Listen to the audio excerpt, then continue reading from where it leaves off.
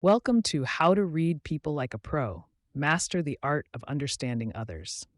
In this audiobook, brought to you by Mindful Literary, you will embark on a journey to unlock the secrets of human behavior and communication.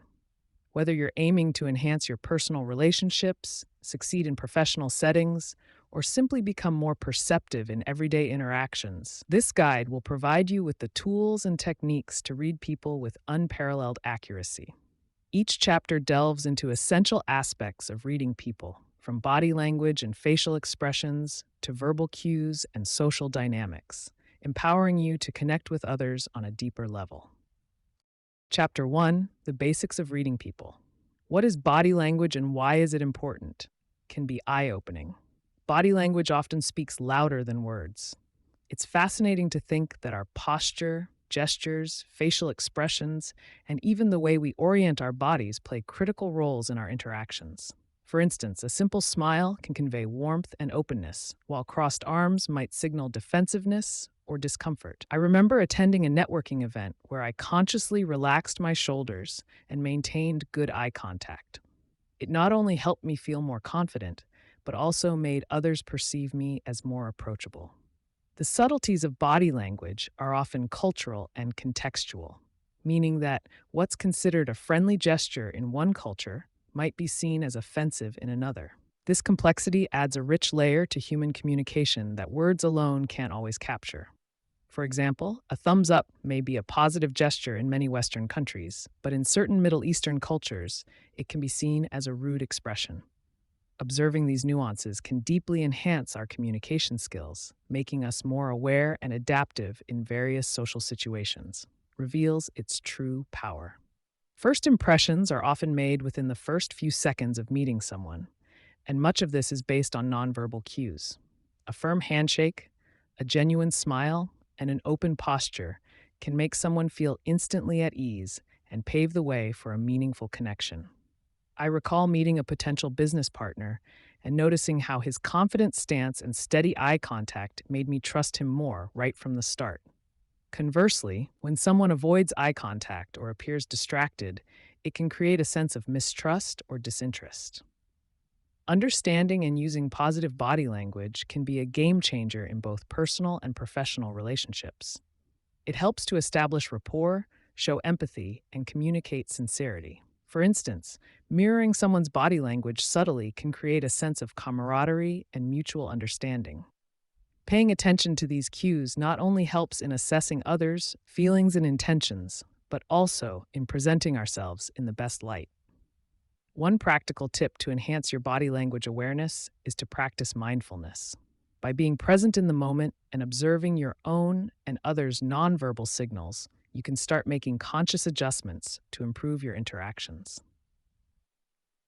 Next time you're in a conversation, take a mental note of your posture and gestures and consider what they communicate.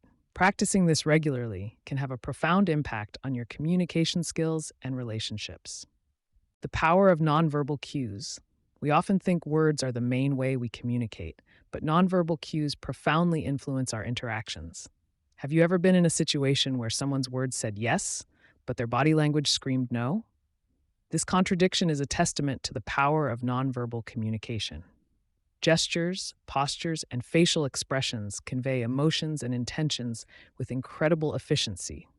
For instance, a simple nod can signify agreement, while crossed arms might indicate defensiveness. Facial expressions, including raised eyebrows or a slight smile, can communicate curiosity or friendliness without a single word spoken. When I say that a posture can tell a story, I mean it in a very literal sense. The way someone sits or stands, relaxed, tense, leaning forward, or slouching, offers clues about their state of mind and their engagement level in the interaction.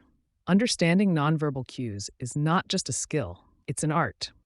We decode these signals on a subconscious level, but bringing this awareness to the forefront can dramatically improve our communication. Once, during a team meeting, I noticed a colleague shifting in his seat and avoiding eye contact. His words seemed supportive, but his nonverbal cues suggested discomfort. By paying attention to these signs, I later approached him privately and he revealed concerns that words had masked during the meeting. This example underscores how recognizing nonverbal cues helps us see beyond words to the heart of the matter. Imagine standing in front of a friend who speaks in a calm voice but clenches their fists behind their back. Here, the body tells a different story than the words, subtly revealing underlying tensions or emotions. Nonverbal communication serves as an amplifier of our verbal messages, making them either more credible or exposing a dissonance that might exist. For example, sincerity in an apology isn't just in the words, it's in the tone of voice, eye contact, and open body stance that accompany it. Effective use of nonverbal communication can bridge gaps and clarify intentions. I recall a negotiation workshop where instructors emphasized mirroring, the technique of subtly mimicking the other person's body language to build rapport. I tried this with a client who seemed reluctant during a project proposal meeting. By subtly aligning my posture and gestures with theirs, I managed to create a more trusting and open dialogue. Though it might sound like a tiny adjustment, the impact on our interaction was significant, leading to a successful agreement. Nonverbal communication is not merely an accompaniment to our spoken words. It is an integral part of how we connect and understand each other. Pay keen attention to it, cultivate awareness, and practice interpreting these cues. You'll find it enhances not just professional relationships, but personal connections as well. A simple smile, attentive posture, or a genuine gaze can speak volumes, bridging gaps where words fall short. Using intuition to understand others. Imagine you're in a meeting and someone you're working with seems off. They're saying all the right things, but something just doesn't feel right. That's your intuition kicking in. Harnessing intuition as a valuable tool for reading people means tapping into that gut feeling to gather insights beyond what is immediately obvious. We all have these seemingly magical moments when we just know something about someone's mood or intentions. While body language and speech patterns are important, intuition offers a deeper layer of understanding. You may notice subtle shifts in energy, a fleeting expression, or even a change in the room's atmosphere that suggests something's amiss. What makes intuition so valuable is that it synthesizes all these cues quickly, helping us form a more complete picture of the situation. Reveals that these elements work closely together. Intuition often feels like a sudden insight, but it is deeply rooted in empathy, the ability to emotionally resonate with others. When we are empathetic, we become more attuned to others' feelings and behaviors, experiencing them almost as if they were our own. This emotional synchronization fine-tunes our intuitive responses. For example, when a friend is feeling down but not outwardly expressing it, your empathetic sensitivity allows you to perceive the emotional undercurrent, which then informs your intuitive understanding. It's important to distinguish between empathy and sympathy. Empathy involves understanding and sharing feelings, while sympathy is more about feeling compassion or pity. Intuition driven by empathy leads to a fuller and more compassionate engagement with others, allowing for more meaningful connections and interactions. Chapter 2. Understanding facial expressions. Identifying microexpressions. Understanding the subtle and fleeting facial expressions that reflect true emotions is like unlocking a secret code. Microexpressions are rapid, involuntary facial expressions that occur in response to emotions. Unlike regular facial expressions, they happen within a fraction of a second, making them easy to miss for the untrained eye. The first time I noticed a microexpression was during a conversation with a friend who insisted everything was fine, yet a quick flicker of sadness crossed their face for just a moment. It's easy to dismiss these brief flashes of emotion, but they often hold more truth than the words being spoken. These microexpressions are universal and consistent across cultures, which means they are a reliable indicator of true feelings, regardless of someone's background or upbringing.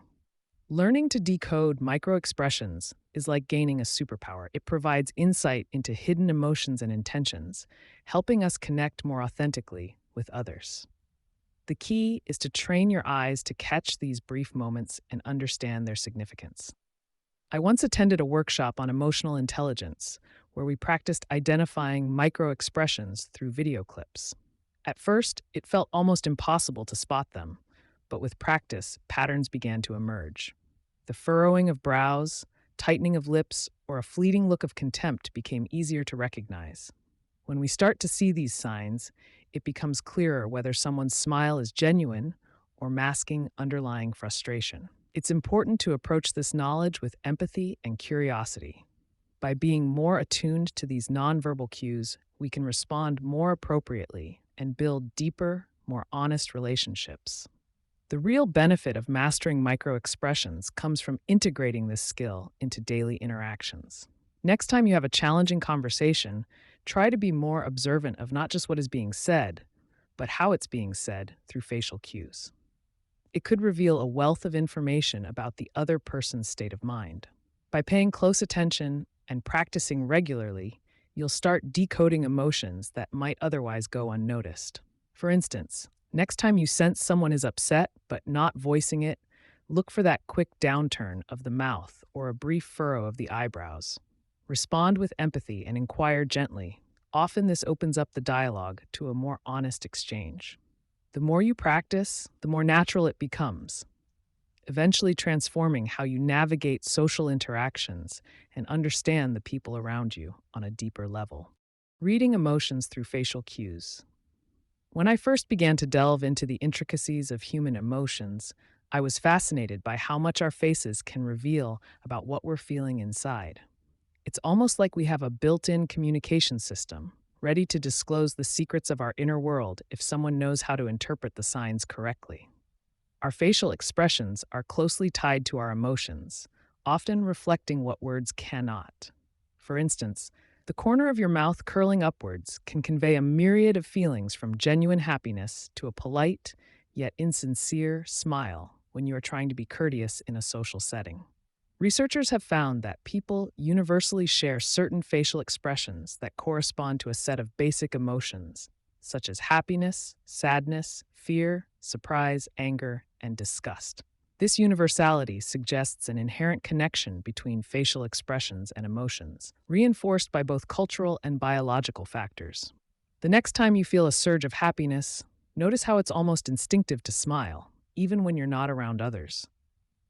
Similarly, consider the subtle nuances that differentiate a true smile from a forced one. The truth often lies in the eyes. Genuine joy lights them up, while a half-hearted attempt doesn't quite reach that far. Understanding these connections can dramatically improve how we engage and empathize with others. Learning how to accurately interpret facial cues doesn't happen overnight. It is a skill honed with observation and experience. Start by paying attention to the context in which an expression occurs. For example, a look of surprise can mean different things depending on whether it happens during a birthday party or after hearing unexpected bad news. Context provides the backdrop that helps decode the specific emotion being expressed. Consistently observing how facial expressions align with spoken or situational cues can sharpen your skills over time.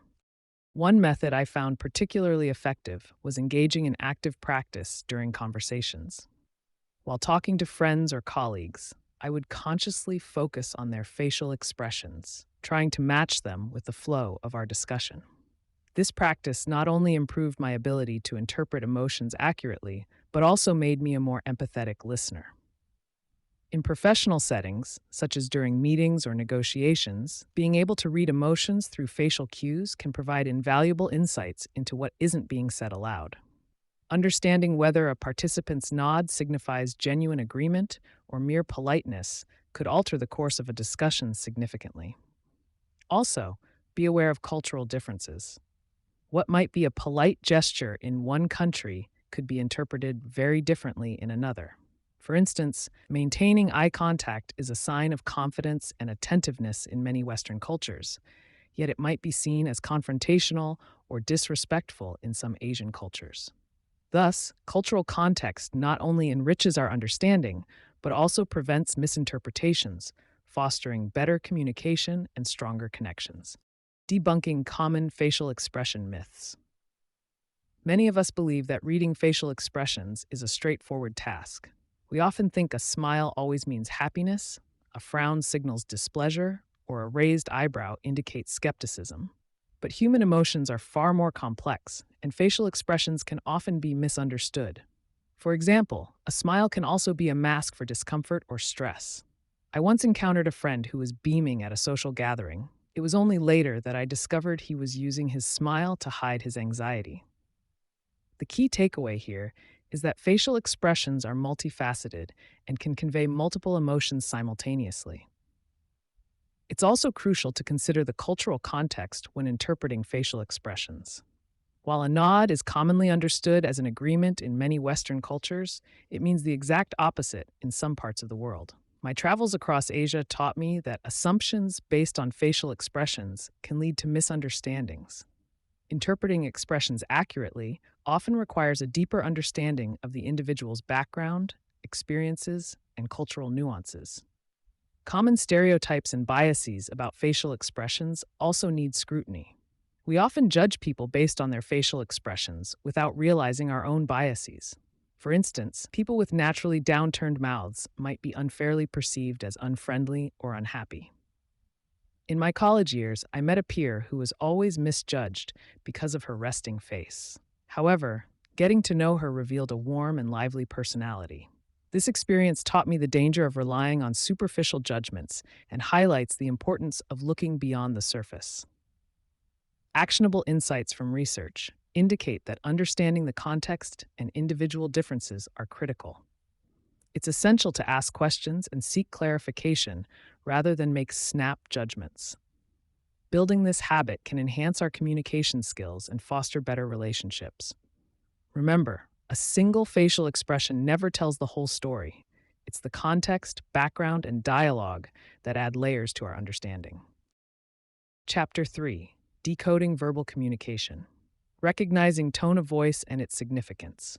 One of the most fascinating yet often overlooked aspects of human communication is the tone of voice. It's amazing how much a slight change in pitch, volume, or cadence can alter the meaning of a sentence. Through personal experience, I've found that tone can effectively convey emotions like joy, anger, sadness, and surprise, sometimes even more powerfully than words themselves. Think about the last time you asked someone, "Are you okay?"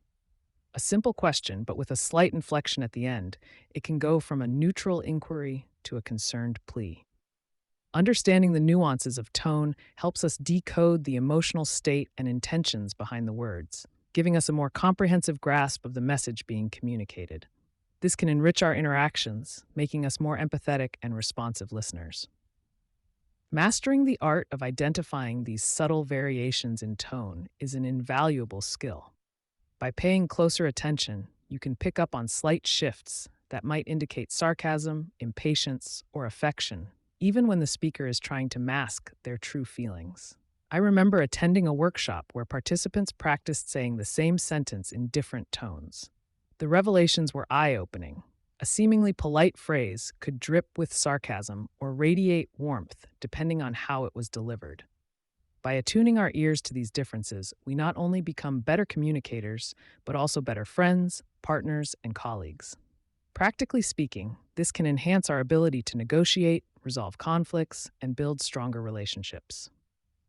Next time you engage in a conversation, try to consciously tune into the tone of voice being used. Notice how a friend's excitement bubbles over in their fast-paced speech, or how a colleague's hesitation creeps into a drawn-out, monotone sentence. Pay attention to how these tonal variations affect your interpretation of their words. Becoming adept at recognizing and responding to these cues can transform your interactions and understanding of others. This is more than just an intellectual exercise. It's about fostering deeper connections and clearer communication in everyday life. Analyzing speech patterns and language use. Over the years, I've found that our speech patterns offer profound glimpses into who we are. Certain aspects of language use, like the choice of words, tone, and even pauses between sentences, speak volumes about our inner world. For instance, someone who often uses first-person pronouns like I and me might be more introspective or focused on their personal viewpoint. On the other hand, frequent use of collective pronouns like we and us can indicate a more community-oriented mindset. Beyond pronouns, the complexity of sentences can reveal much about a person's cognitive style.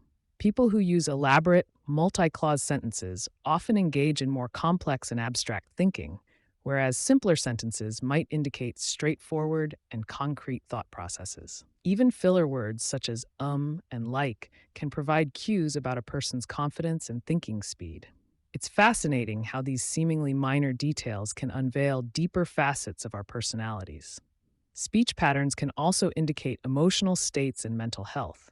For example, frequent negative language or a monotonous tone might hint at underlying sadness or depression, while a lively, varied speech pattern can reflect excitement or happiness. Understanding these nuances helps in building more empathetic and effective communication pathways. Language is a living entity, intricately tied to culture and context. As someone who loves traveling and experiencing different cultures, I've noticed how these elements shape the way people speak. For example, in high context cultures, such as many Asian societies, people often convey meaning through context, nonverbal cues, and implicit understanding rather than direct statements. In contrast, low context cultures, like in many Western countries, emphasize explicit, clear communication where words carry most of the meaning. Even within the same country, regional dialects and slang can drastically alter speech patterns. In the United States, someone from the South might use phrases like y'all and speak with a slower tempo compared to someone from New York, where speech tends to be faster and more direct. Recognizing these differences is crucial for effective cross-cultural communication and avoiding misunderstandings. Socioeconomic factors and educational backgrounds also play a significant role. People from different economic classes or educational levels might use distinct vocabularies and speech structures, influenced by their experiences and environments. Being aware of these influences can enhance our understanding and tolerance of diverse communication styles, enriching our interactions and reducing biases. Spotting deception in verbal cues. One of the more fascinating aspects of human interaction is the layered complexity of communication, particularly when someone is trying to deceive. Over time, I've noticed that certain verbal cues can be red flags for dishonesty. Typically, people who are lying tend to give excessively detailed and elaborate explanations, almost as if they're overcompensating for their deception. They might also repeat questions before answering, or use fillers like and more frequently. Shifts in their speech patterns, such as speaking faster or slower than usual, can also be telling. Another subtle indicator is the avoidance of direct response, where instead of answering, they deflect with another point or a question of their own. While these cues are helpful, it's essential to remember that context is key. For instance, some people naturally pause more while speaking or elaborate out of habit rather than deceit. What's crucial is deviation from their normal behavior. I've found that stress-induced changes in voice pitch can also be indicative. A higher pitch often comes into play when someone is lying because of the subconscious stress lying induces. Most intriguingly, liars often distance themselves from the lie by using fewer first-person pronouns like I or me, opting instead for more generic terms. Through years of experience and training, I've honed several effective strategies to detect lies in verbal communication. One of the most fruitful techniques is to ask open-ended questions and then carefully listen to the responses. When people lie, they often struggle to maintain consistency across their narrative. By inviting them to explain further, inconsistencies become more apparent. It's also useful to observe their comfort level in detailing the events. Genuineness usually comes through in the fluency of their responses, whereas those fabricating stories often provide vague or repetitive answers. Another powerful approach is to establish a baseline of normal behavior. This means engaging the person in a neutral conversation where they're less likely to be deceptive and noting their natural speech patterns and body language. When the topic shifts to something more critical, deviations from this baseline can reveal potential deceit. I've also found the technique of strategic silence quite effective. By creating pauses, you pressure the other person to fill the silence, frequently exposing their discomfort or the need to invent additional details. To add, corroborating their story with facts or questioning specific details can mount pressure on the liar, often leading them to slip up. Especially effective is the foot in the door technique, where you start with small, easily confirmable questions and gradually move to more specific inquiries. This method catches them off guard as they try to navigate the web of their lies. Ultimately, the key is a combination of attentive listening, critical questioning, and a keen sense of observation, all while considering the emotional and psychological subtleties underlying their communication. Chapter 4: Assessing Personalities. The Art of Profiling. Profiling is an intriguing blend of psychology, sociology, and intuition, a method that helps us understand and anticipate people's behavior by observing patterns in their actions, speech, and appearance. When I first began exploring profiling, what struck me the most was its application in everyday life. Imagine being able to predict how a colleague might react to a piece of news or understanding the motivations behind a stranger's fleeting expressions. It's like having a superpower of sorts. Profiling isn't about stereotyping or making snap judgments. It's about gathering data, interpreting it within context, and making informed guesses. This skill becomes especially relevant in professional interactions, social settings, and even casual conversations. The ability to read people can foster deeper connections, enhance communication, and help avoid misunderstandings. There are various profiling techniques, each offering unique insights depending on the context and the observer's skill level. One popular method is behavioral profiling, which involves analyzing a person's actions over time to understand their tendencies. For instance, if someone consistently avoids eye contact, they might be shy or possibly hiding something. Linguistic profiling, on the other hand, focuses on speech patterns, tone, and word choice. This can be useful in negotiations or conflict resolution, where understanding the underlying message is crucial. It's worth noting, though, that profiling must be approached with a strong moral compass. Ethical considerations are paramount. We must ensure that our intentions are pure and that our actions do not harm or unfairly judge others. It's essential to remember that profiling should enhance our interactions, not become a tool for manipulation or cause bias. The key to ethical profiling is empathy, always putting oneself in the other person's shoes and considering their unique circumstances. Identifying personality traits through behavior. When trying to understand a person's personality, observing their behavior patterns can be incredibly revealing. For instance, consider someone who consistently arrives early to meetings and carefully organizes their space. These habits might indicate a personality leaning towards conscientiousness. I once had a colleague who always planned every detail of our projects. Her meticulous nature and structured approach shone through in how she tackled problems, revealing her personality traits without needing a formal assessment. Similarly, someone who frequently volunteers to help others or who expresses empathy in challenging situations might exhibit traits of agreeableness and emotional intelligence. However, it's essential to recognize the limitations when assessing personality solely based on behavior. Behavior can be influenced by various external factors, such as environment, social expectations, and temporary emotional states. There was a time when I misjudged a friend's quiet demeanor as aloofness, only to later realize they were dealing with personal stress. This experience highlighted that while behavior can offer valuable clues, it doesn't capture the full complexity of an individual's personality. Therefore, combining behavioral observations with other methods, such as self-reports or peer assessments, can provide a more comprehensive understanding of a person's character. To deepen your insights into someone's personality through their behavior, try engaging in active observation while considering the broader context of their actions. Pay attention to consistency over time rather than isolated incidents, and be mindful of external factors that might affect their behavior. By combining intuitive observations with thoughtful analysis, you can gain a richer, more nuanced understanding of what drives and defines the people around you. Understanding the impact of culture on personality.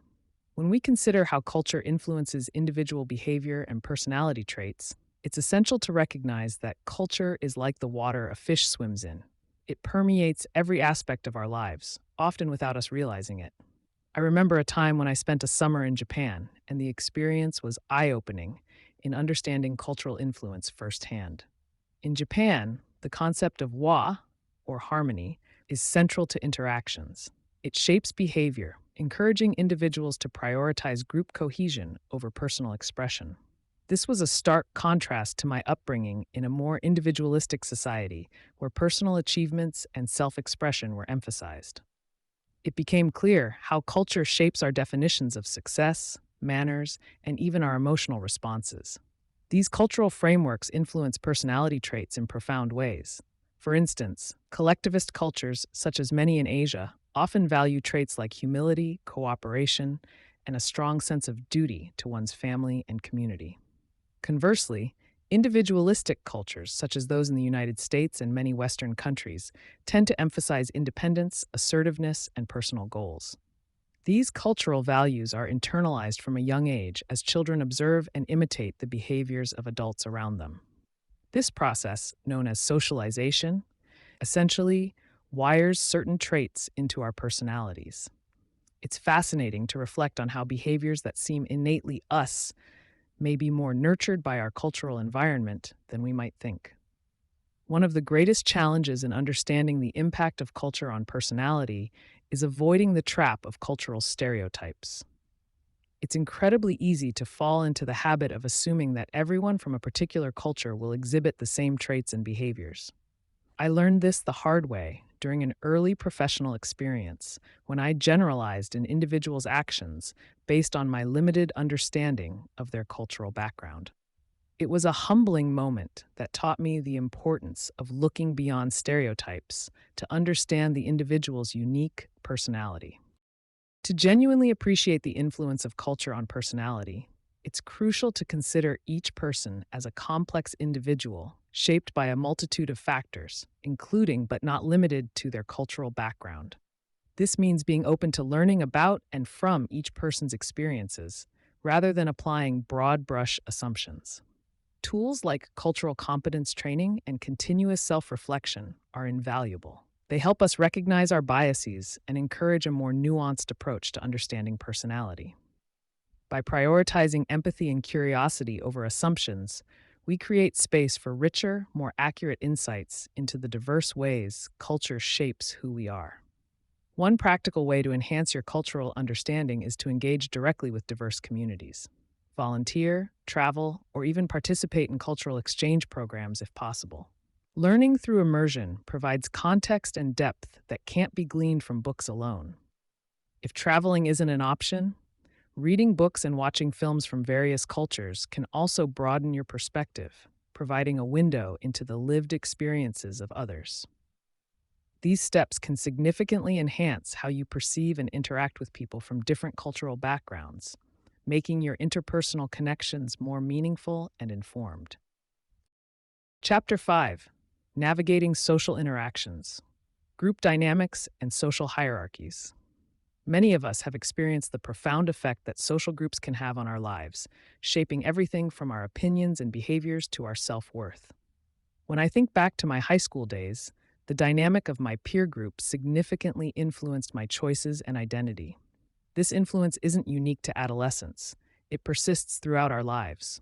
As humans, we are inherently social creatures, and the groups we belong to often serve as a critical support system, providing a sense of belonging and identity. The dynamics within these groups, however, can be complex. Within any social setting, whether it's a family, a workplace, or a community organization, individuals interact in ways that can be both supportive and at times challenging. These interactions are guided by unwritten rules and norms that dictate acceptable behavior, influence decision-making processes, and establish roles within the group. Understanding these dynamics is crucial because they directly impact an individual's mental health and personal development. For example, a supportive work environment can foster creativity and job satisfaction, whereas a toxic atmosphere can lead to stress and burnout. It's fascinating to note how certain individuals naturally take on leadership roles while others may prefer to follow. This isn't always dictated by formal titles, but often by the confidence, communication skills, and social intelligence of the individuals involved. Observing these interactions can reveal a lot about the underlying power structures within a group. Social dynamics are also heavily influenced by external factors such as cultural norms and societal expectations. Recognizing and understanding these influences can empower individuals to navigate their social worlds more effectively, making informed decisions that align with their values and goals. Have you ever found yourself in a situation where someone seems to hold more sway in a group just because of their position or the way they carry themselves? Social hierarchies and power dynamics play a critical role in virtually all aspects of our lives. One vivid memory for me is from my first job, where I had to learn quickly who the unofficial decision makers were beyond just the organizational chart. Understanding these hierarchies is essential for navigating different social settings, be it in professional environments, social circles, or even within families. In professional settings, recognizing who holds power and how it is exercised can help you advance your career and effectively advocate for yourself. This often extends beyond official titles. Influential power can stem from expertise, charisma, or long-standing relationships within the organization. Being observant and attuned to these dynamics allows you to strategically position yourself, choose your allies wisely, and better understand the unspoken rules that govern your workplace. Similarly, in social circles, understanding the dynamics can help you build stronger relationships and navigate conflicts more adeptly. This often requires a blend of assertiveness, empathy, and strategic thinking. In personal relationships, power dynamics can either foster growth or create constraints depending on how they are managed. Healthy relationships often involve a balanced power dynamic where both parties feel heard and valued. However, imbalances can lead to feelings of resentment or dependency. Recognizing these patterns and addressing them openly can strengthen your connections and promote a more equitable and fulfilling relationship dynamic. By becoming more aware of social hierarchies, you can better navigate your interactions, contribute positively to the groups you're part of, and create environments where everyone can thrive. Mastering the art of small talk. One of the most transformative steps in mastering small talk is recognizing that it is more than just trivial conversation. It's about building connections. This realization came to me during a networking event, where I noticed a seasoned professional effortlessly glide from one conversation to another, leaving each person smiling. I asked for her secret, and she simply said, "People remember how you make them feel." With that in mind, small talk isn't about finding the perfect topic. It's about finding topics that make others feel valued and heard. To engage effectively, start by observing your surroundings and the people around you. Is there something noteworthy about the venue, the weather, or even the event itself that can serve as a conversation starter? The goal is to break the ice in a way that feels natural yet inviting. From there, ask open-ended questions, questions that cannot be answered with a simple yes or no. For example, instead of asking, "Do you like this event?" you might ask, "What do you think of this event so far?" This encourages the other person to share more of their thoughts and feelings, paving the way for a more meaningful exchange. Active listening also plays an integral role. When you listen attentively, you can pick up on details that allow you to steer the conversation deeper. Nods, smiles, and verbal affirmations like "I see" or "That's interesting" signal that you are fully engaged. When you relay something they've shared back into the conversation, it reaffirms that you are interested in what they have to say. This turns a small exchange into a building block for a stronger connection.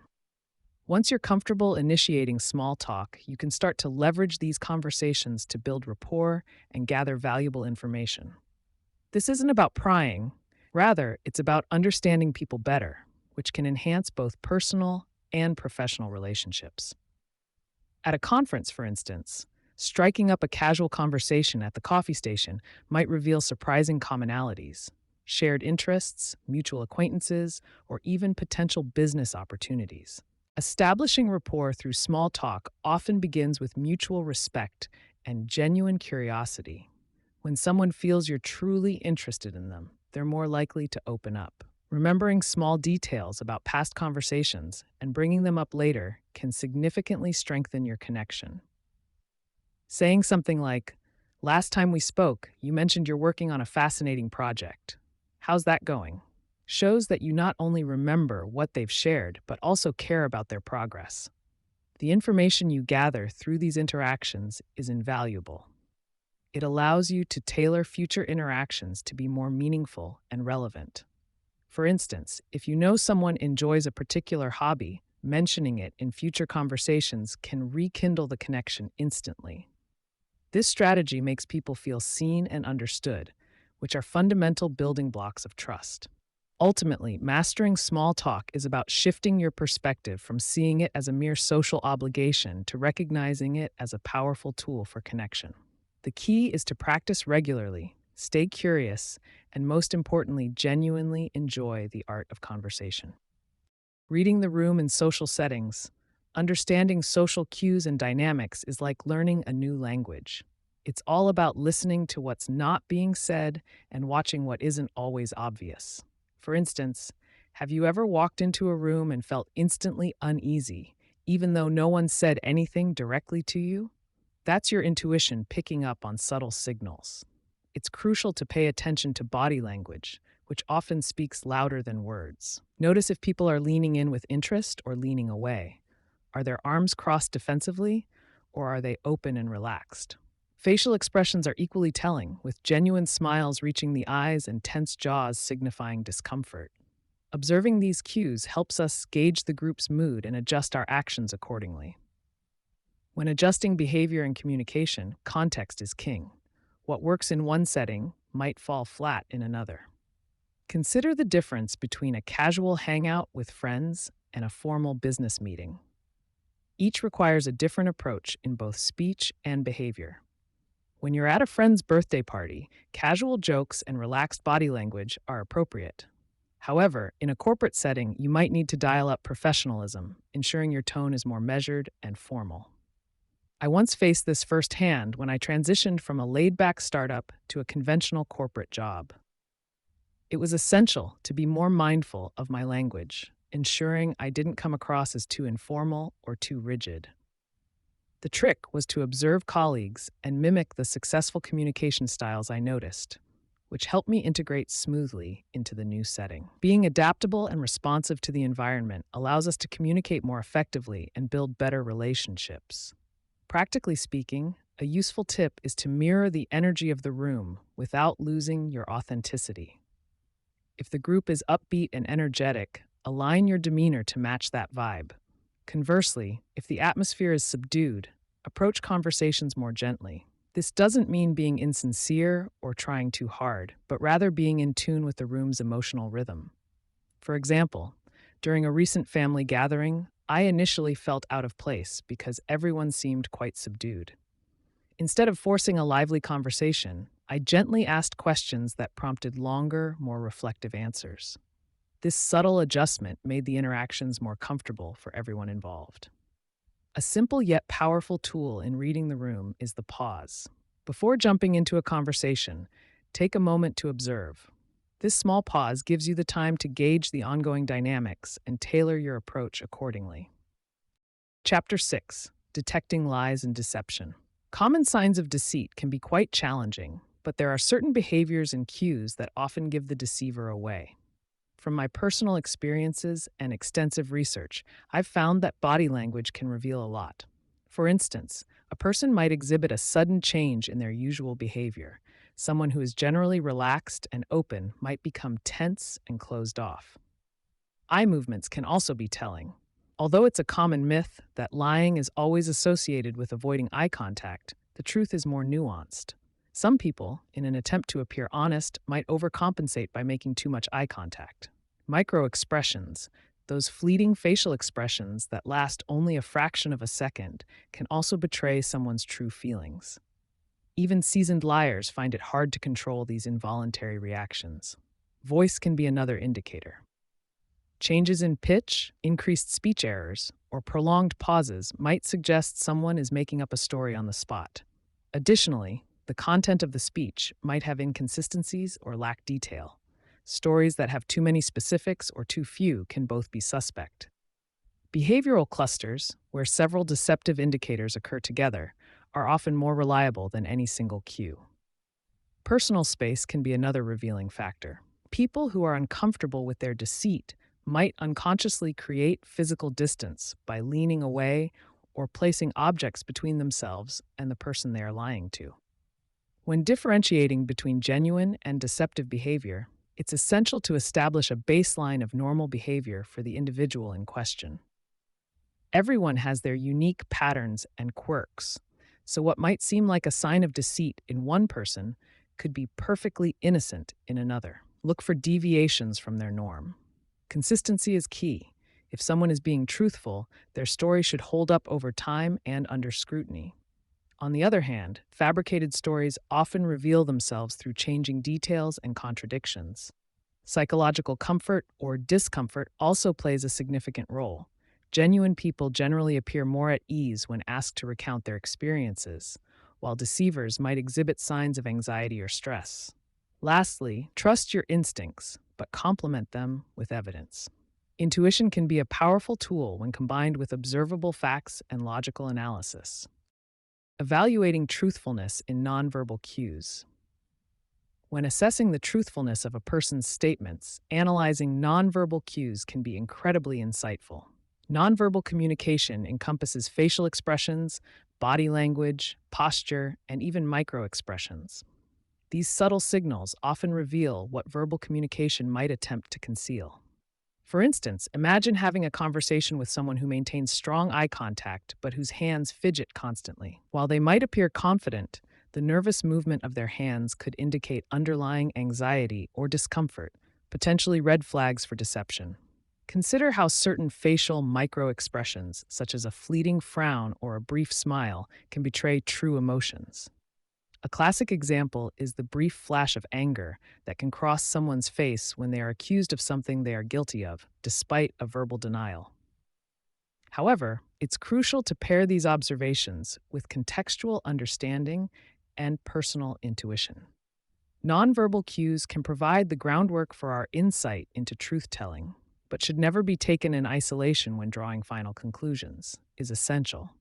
While these cues can offer valuable insights, they are not infallible indicators of truthfulness. People can display behaviors similar to deceptive cues for various innocent reasons, such as stress, social anxiety, or cultural differences. A nervous smile or avoiding eye contact could stem from an individual's personality rather than an attempt to deceive. Misinterpretation of such cues can lead to false accusations and misunderstandings. Furthermore, some individuals are exceptionally skilled at controlling their nonverbal expressions, thereby masking any signs of deception. Professional actors and seasoned liars often fall into this category. This reality underscores the importance of corroborating nonverbal cues with other information, such as verbal inconsistencies or concrete evidence. Relying solely on body language to gauge truthfulness can be both an intriguing exercise and a complex minefield. Ultimately, while nonverbal cues are a valuable tool in evaluating truthfulness, they should be considered as part of a broader array of evidence and context. Combining cues with a comprehensive assessment of the situation and surrounding behaviors will lead to a more accurate discernment of the truth. Trust your gut, but substantiate it with clear, objective observations to navigate the intricate landscape of human communication. Practical strategies for uncovering lies starts with understanding that honesty is often reflected in congruence between words and actions. Human beings communicate not just verbally, but also through body language, facial expressions, and other nonverbal cues. During a conversation, pay attention to these signals. For instance, people who are lying might avoid eye contact, fidget more than usual, or offer too much detail.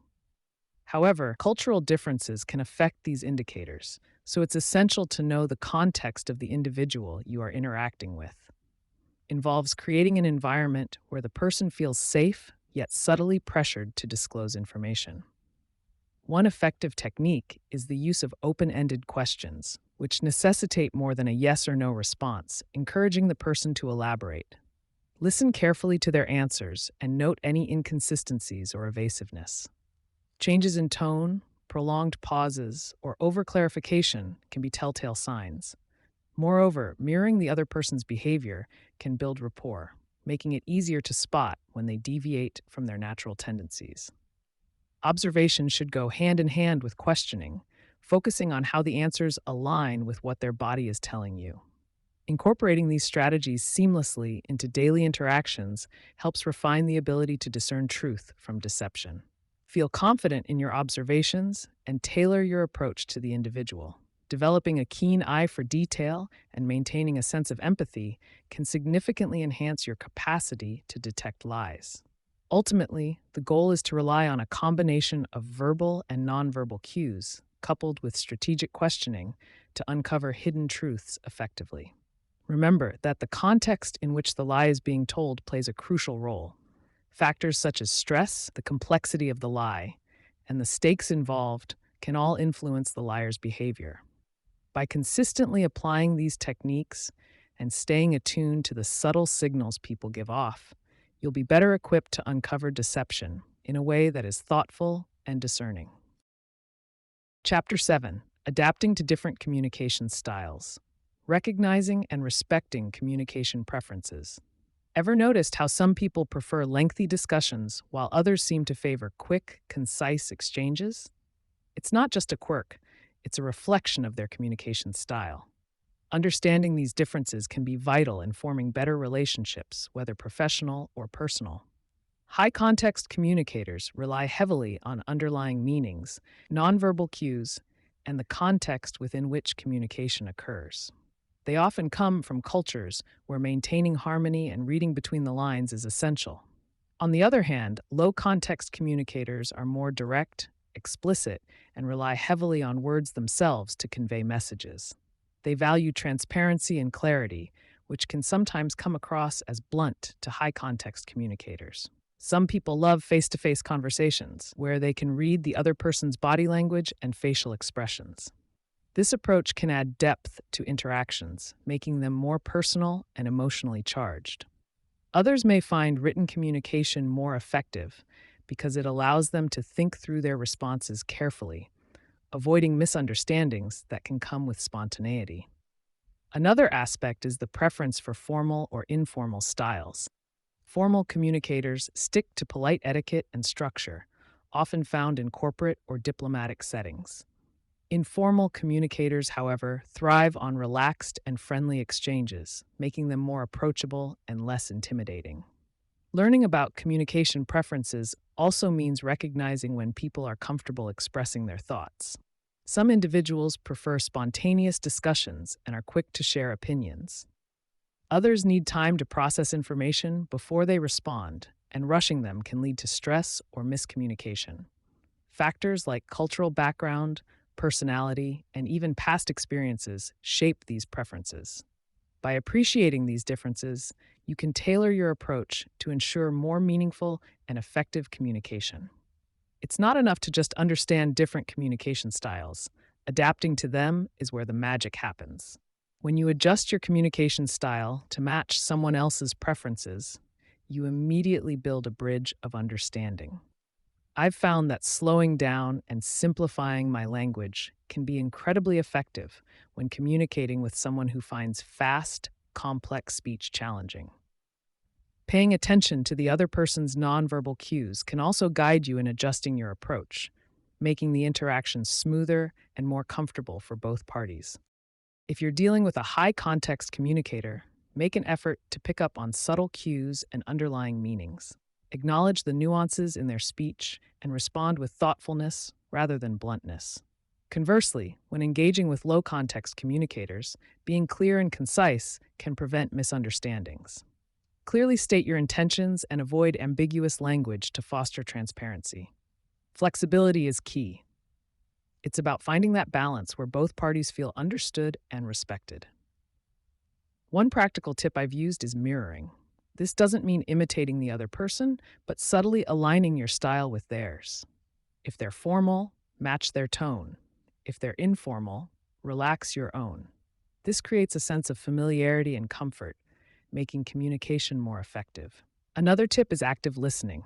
Showing genuine interest by nodding, making eye contact, and giving verbal affirmations can make the other person feel valued, encouraging openness and trust.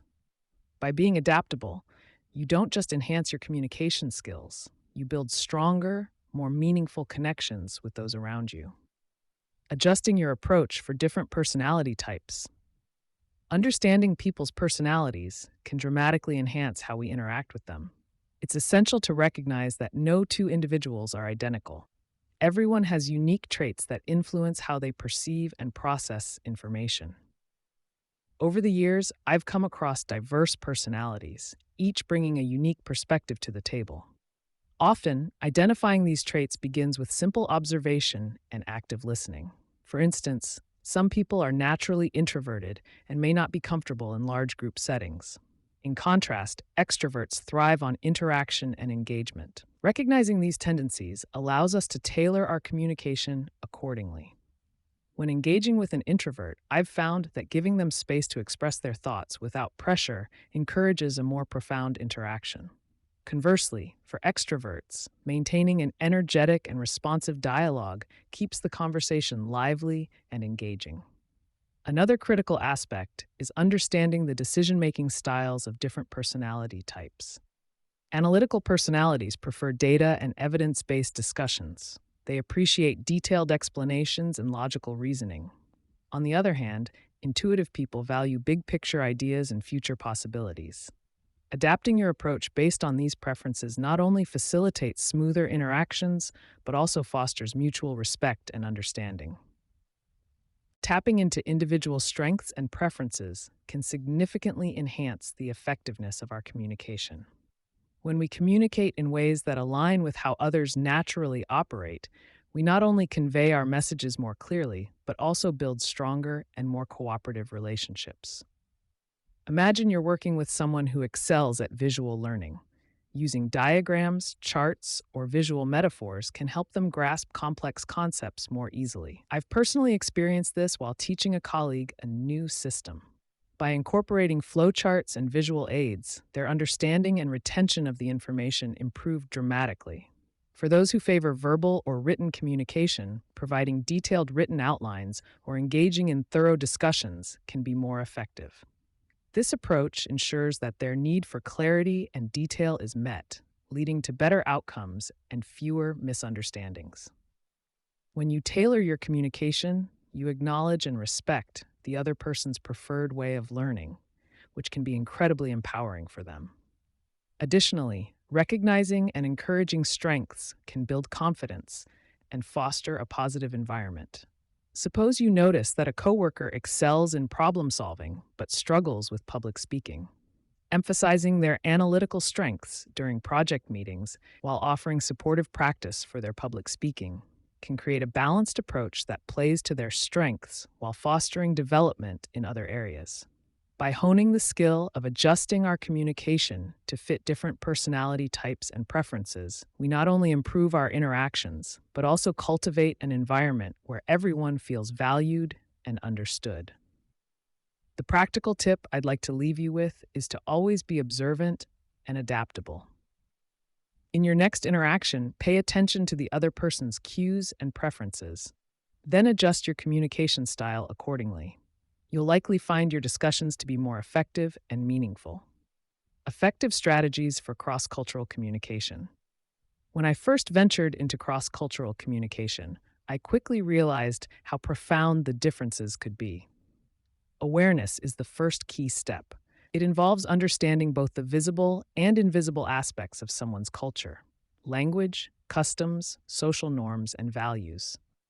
In one of my earliest experiences, I learned the hard way that directness in communication, which is often valued in Western cultures, can be perceived as rude and confrontational in others. It became crucial for me to tune in to these subtleties, attentive to the nonverbal cues and contextual expectations of different cultures. Beyond awareness, developing skills to navigate these differences is vital.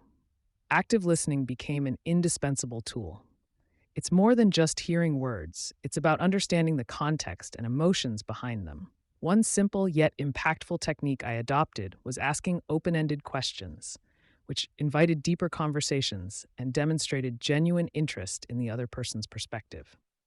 This approach not only clarified misunderstandings, but also built stronger, more trusting relationships. Another pivotal skill is adaptability.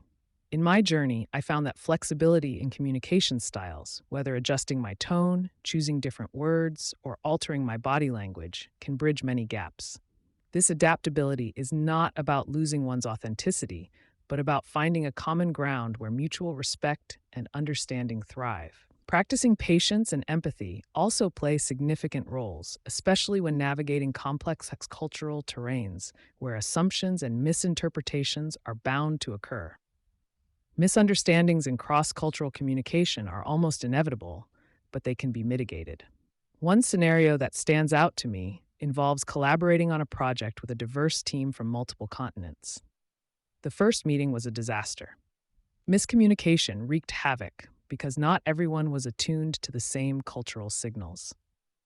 It became evident that establishing clear communication protocols was essential. This involved setting clear expectations, using simple and precise language, and frequently confirming understanding. In promoting inclusive communication practices, fostering an environment where everyone feels valued and heard is paramount. One effective strategy was implementing regular feedback loops, where team members could express their thoughts and concerns openly. This not only reinforced inclusivity, but also encouraged continuous improvement in our communication practices. Small actions, such as recognizing and respecting cultural holidays or encouraging the sharing of cultural perspectives during meetings, went a long way in building a cohesive and inclusive team environment. Technology can also aid in this journey. Tools like translation apps or cultural briefings became regular parts of my toolkit. However, technology should complement, not replace, personal efforts to bridge cultural gaps. A practical tip to leave you with is harnessing the power of storytelling. Sharing personal experiences and inviting others to do the same can break down barriers and build connections far beyond mere words. It humanizes communication, making it relatable and impactful, fostering a genuine sense of community and understanding. Chapter 8: Reading People in Professional Settings. Interpreting Office Dynamics and Power Structures. One of the first things I learned in my career was that the visible hierarchy on the organizational chart only tells part of the story. The real power dynamics and relationships often lurk beneath the surface, sometimes hidden in plain sight. Recognizing these subtle cues can make a world of difference. For instance, during my early days at a previous job, I noticed how informal lunchtime gatherings were, where actual decisions were made and alliances formed. Observing who has the ear of influential leaders, who serves as the unofficial gatekeeper to resources, or who frequently mediates conflicts, can reveal a lot about power structures. In one office I worked in, the office manager wielded considerable influence not because of her position, but because of her long-standing relationships with key stakeholders. This wasn't something you'd understand by merely looking at the org chart. Body language and social interactions also speak volumes. Who people turn to during meetings for validation, whose opinions are sought out, and whose ideas are often implemented even if they come from non-leadership positions, are telling indicators. I once worked with a junior analyst whose insights were always sought out by senior managers. This was a clear sign that while formally she was lower in the hierarchy, her analytical skills granted her significant informal power. Armed with this knowledge, navigating the complexities of workplace dynamics becomes less daunting and more of a strategic game. Understanding who holds real power helps tailor your communication and approach to get things done more effectively. In one instance, knowing that the office manager was the informal power broker allowed me to gain her support before rolling out a new initiative, ensuring smoother implementation. This insight also enhances interpersonal effectiveness. By knowing the web of relationships, you can align with key influencers to champion your projects or ideas. Another time, I noticed a pattern that one particular department head had a strong camaraderie with the tech team. By engaging with him, I could effortlessly bridge a previously difficult gap with the tech department, leveraging an already established relationship to foster cooperation. Furthermore, this understanding can help avoid unnecessary conflicts. When you know who has clout, you can steer clear of unproductive confrontations and instead collaborate with those who have significant sway. Once, a colleague of mine realized early on that pushing back against a certain team lead was counterproductive. By redirecting her efforts towards collaboration, she not only avoided friction, but also gained a valuable ally. For those seeking to thrive in their workspaces, it's crucial to not only recognize formal organizational structures, but also to understand and navigate the underlying dynamics. Equipping yourself with this knowledge fosters a more effective and harmonious working environment, ultimately propelling career growth and workplace satisfaction. Mastering the art of negotiation through reading body language. Imagine stepping into a room where your presence matters. The way you carry yourself, the subtle movements of your hands, and even your eye contact play a pivotal role in how you are perceived. In negotiations, these nonverbal cues can either give you an upper hand or undermine your position. When I first started navigating the world of negotiations, I realized that the ability to read and interpret body language is a game changer. It's not just about what is said, it's about what remains unsaid. Consider the classic example of crossed arms. This can indicate defensiveness or resistance, and recognizing such a sign early on can help you recalibrate your approach, making the other person feel more at ease. On the flip side, leaning forward slightly can signal interest and engagement. By mirroring these positive cues, you can establish rapport and convey trustworthiness. I remember a critical negotiation some years ago where my counterpart's fidgeting fingers were a clear giveaway of their anxiety, allowing me to steer the conversation in a more reassuring and collaborative direction. Becoming adept at reading and responding to body language takes practice. It starts with observing people in everyday situations. Watch how they react in different interactions. Notice the difference in their demeanor when they are relaxed versus when they are stressed. One effective way to hone this skill is by watching videos of public figures during interviews or debates. Pay attention to their nonverbal cues and see how those affect the flow of conversations. Your own body language also plays a crucial role. Being mindful of your posture, gestures, and facial expressions helps in crafting the narrative you wish to convey. In a high-stakes negotiation, maintaining a calm demeanor, steady eye contact, and an open stance can significantly influence the outcome. During a particularly challenging meeting, I consciously relaxed my shoulders and maintained a steady breath, which not only kept me grounded, but also helped the other party feel comfortable and open to dialogue.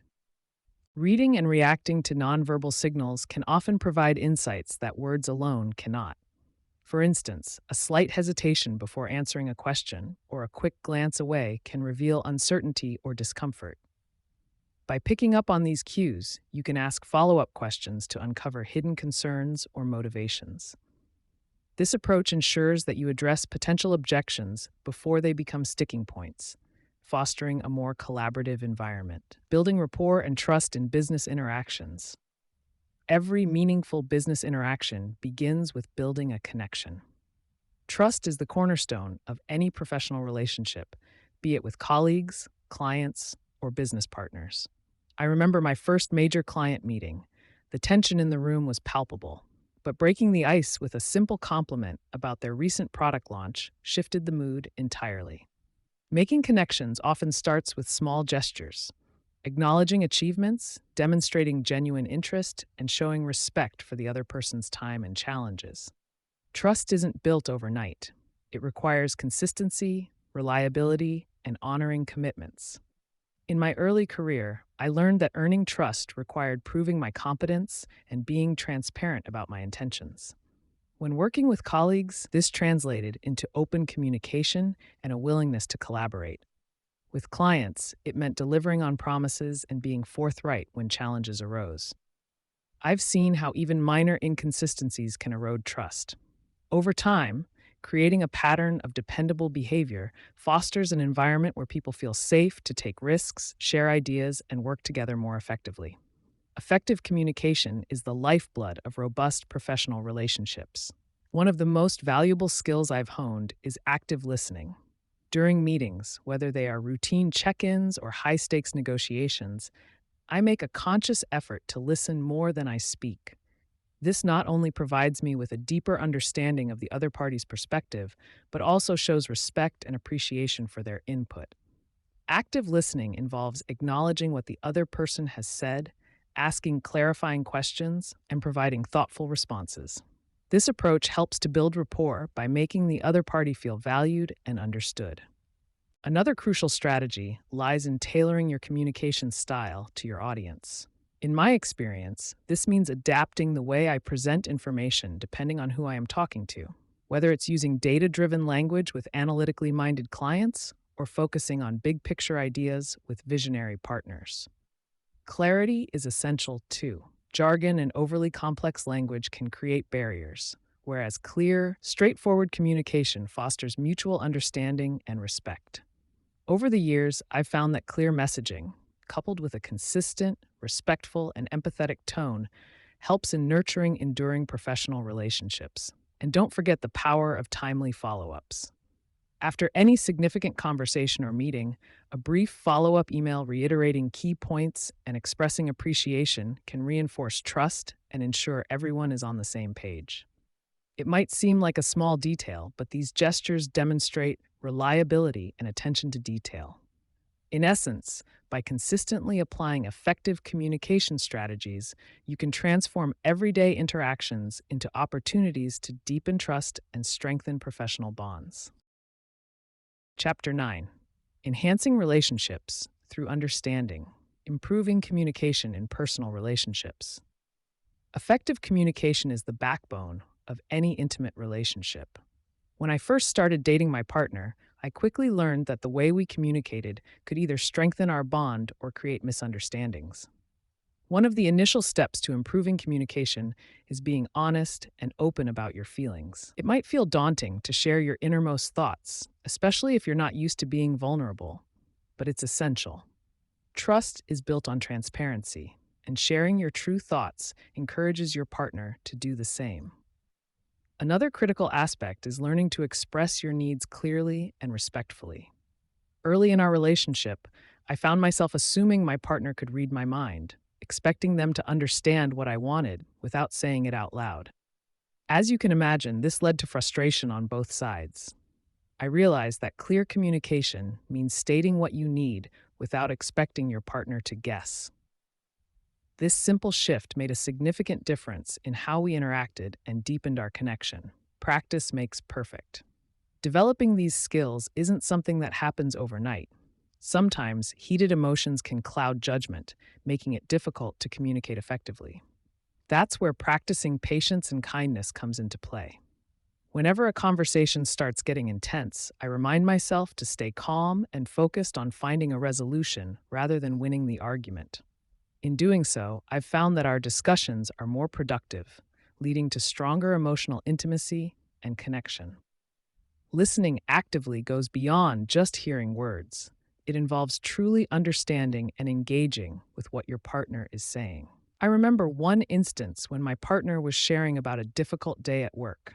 Initially, I listened passively, nodding absent-mindedly while multitasking on my phone. It wasn't until I noticed the frustration in their voice that I put my phone down and gave my full attention. This simple act of turning my focus entirely to them made a world of difference.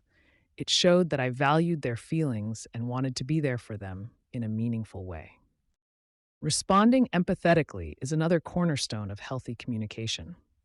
This means acknowledging your partner's feelings and validating their experiences. One night, my partner shared some fears about an upcoming life change. Instead of jumping in with advice, I simply said, "That sounds really tough, and I can see why you're feeling that way." Such a response can make your partner feel heard and understood, paving the way for deeper emotional honesty. It's essential to mirror emotions without necessarily agreeing with every detail.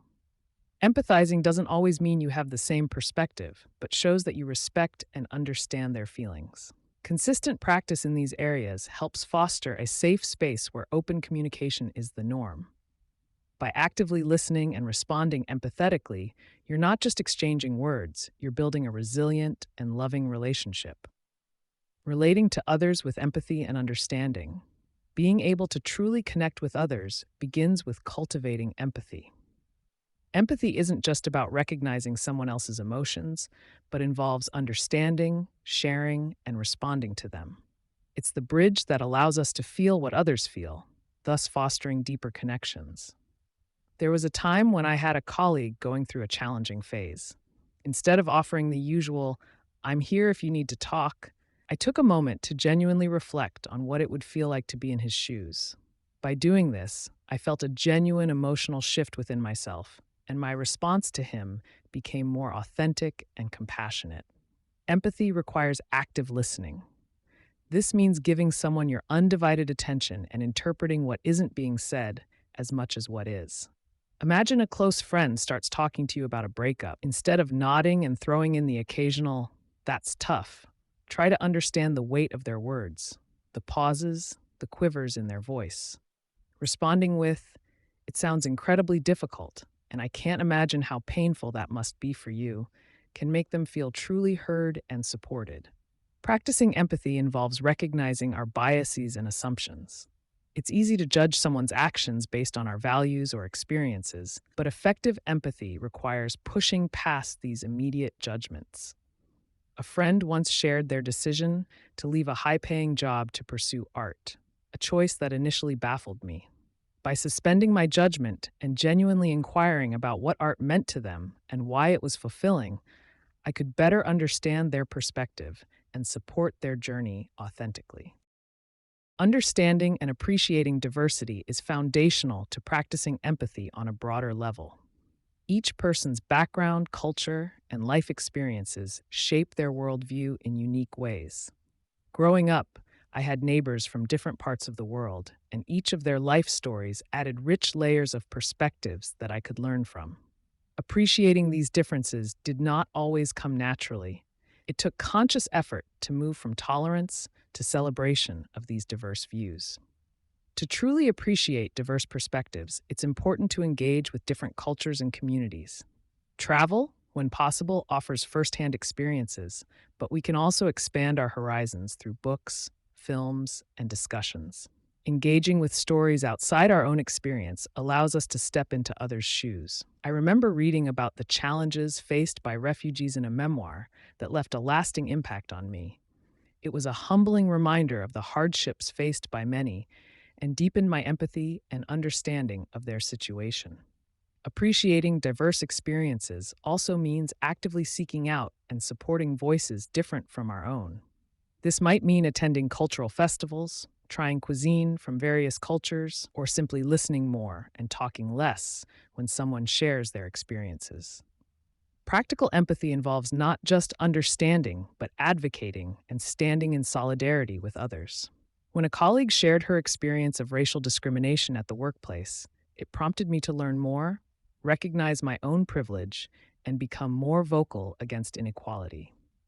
By learning to cultivate empathy and embracing diverse perspectives, we enrich our relationships and build stronger, more connected communities. One practical way to enhance empathy in everyday interactions is to start conversations with open-ended questions that invite others to share more about themselves. Rather than asking, "How was your try? What was a highlight of your day today?" This small shift can open the door to deeper, more meaningful connections. Resolving conflicts through better understanding. One of the most transformative skills I've developed over the years is the ability to read people. We're not talking about mind reading or anything mystical. It's about understanding body language, facial expressions, and vocal tones, often subtle signals that people involuntarily give off. Mastering these cues can enable us to grasp what others are feeling and thinking, even when they don't say it out loud.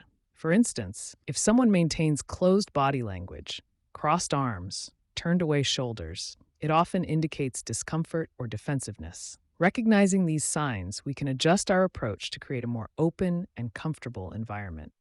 Once, during a heated meeting at work, I noticed a coworker who had been uncharacteristically quiet, with crossed arms and a furrowed brow. Taking a moment to address his concerns directly, rather than bulldozing through the agenda, made a remarkable difference. By simply acknowledging what his body language was screaming, I opened up a space for him to express his frustrations. Not only did this prevent the conflict from escalating, but it also led to a more fruitful dialogue and a resolution that satisfied everyone involved. The same principles apply in personal relationships. When we pay close attention to the nonverbal cues of our partners or family members, we can address issues before they evolve into full-blown conflicts. It's like catching a cold at the sniffle stage instead of waiting for it to turn into the flu. Communicating effectively isn't just about talking, it's about listening, acknowledging, and responding with empathy. Language is powerful, and how we use it can either fan the flames of conflict or extinguish them. One strategy I find incredibly useful is the art of reflective listening. This involves repeating back what the other person has said in your own words, not to echo, but to show you genuinely understand their point of view. I remember a time when my teenage daughter and I were at odds over her curfew. She felt restricted and misunderstood, while I was concerned for her safety. Instead of asserting my authority, I opted for reflective listening, paraphrasing her concerns. So you feel like the curfew doesn't give you enough time with your friends and that's important to you, made her feel heard. This diffused the initial tension and laid the groundwork for a more balanced discussion, where we eventually found a compromise. Another crucial aspect is to steer clear of accusatory language. You always and you never are conversation killers. Instead, frame your feelings around I statements. Say I feel rather than you make me feel. This not only reduces defensiveness, but also opens up a more honest and vulnerable dialogue.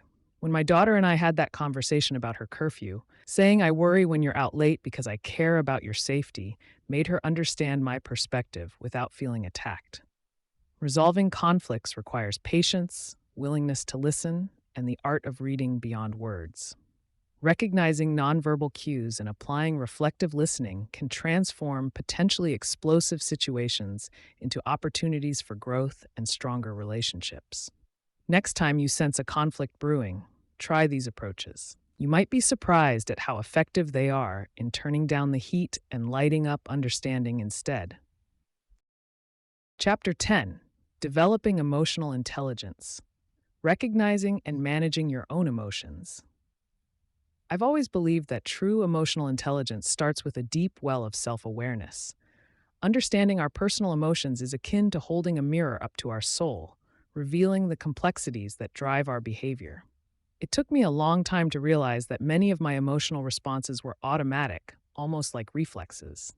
But by paying close attention to my reactions, I started to identify patterns. For instance, I noticed a recurring knot in my stomach whenever I felt undervalued or dismissed. Recognizing this feeling was the first step in understanding how deeply I craved validation and respect. To increase self-awareness, I recommend taking a pause during emotional highs and lows. A simple exercise is to ask yourself, what am I really feeling right now? And what triggered this emotion? By dissecting the situation, you begin to see the layers of your feelings rather than just the surface reaction. Keeping an emotional journal is another powerful tool. Writing down your thoughts and feelings daily helps in identifying triggers and patterns over time. When you look back, you can often spot recurring themes, insights that may elude you in the heat of the moment. I've found that once we understand our emotions, the next challenge is learning how to regulate them. Emotional regulation doesn't mean suppressing or ignoring feelings. Rather, it's about managing them constructively. One technique that has profoundly impacted my emotional landscape is deep breathing.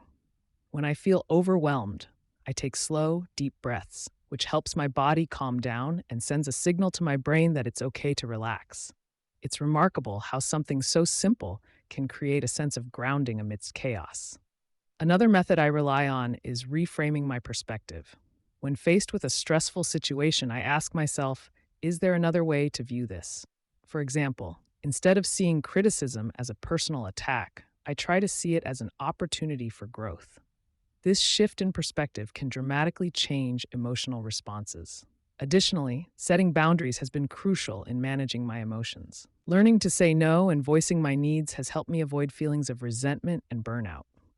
It's empowering to realize that while we can't always control what happens to us, we have a significant say in how we respond. Lastly, self-compassion goes a long way. We are often our harshest critics, but I learned that treating myself with kindness, much like I would a dear friend, makes a world of difference.